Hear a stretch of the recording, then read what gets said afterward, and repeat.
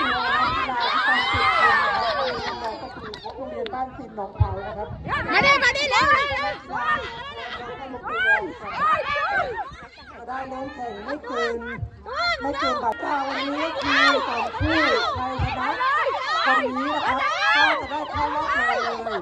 โดยที่เราจะไม่แข่งกับทีมที่ควงมาเชิญควงมาเลยโ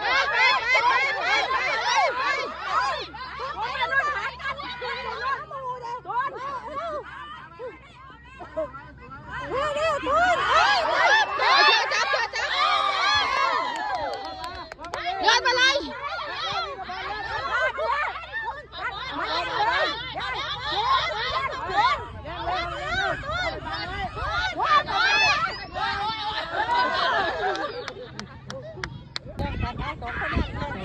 คนที่เราเถอะไปเจอกัน3 คนเลย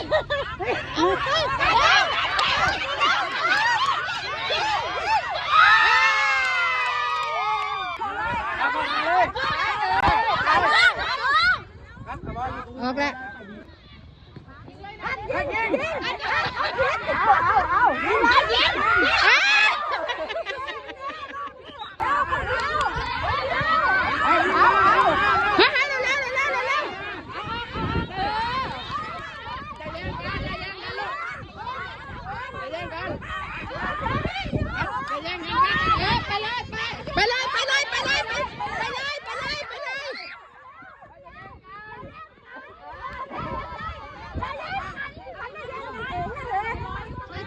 รอหน้าโกเลย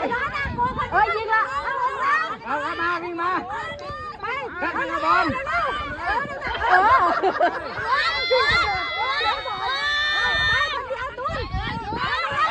บอล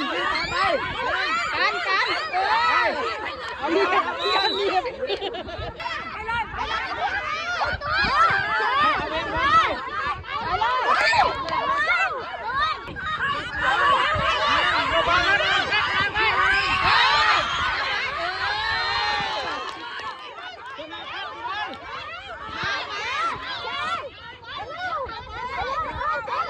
เอาไปนู่นเอาบอลไปเลยเตะไปเลยอ้าวเตะอ้าววิ่งตามบอลดีหัวใจจีวายตุนทำงานกันเลยต้องยิงต้องยิงนะไปตุนตัดไปนู่นบังไว้ไปตุนคนเดียวกันองศาไปกันถอยมากันนี่เป็นไง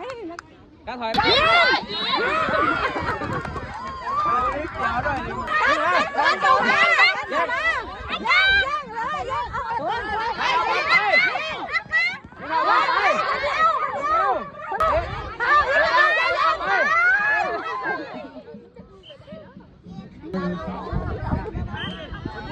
เอาบอลเร็ว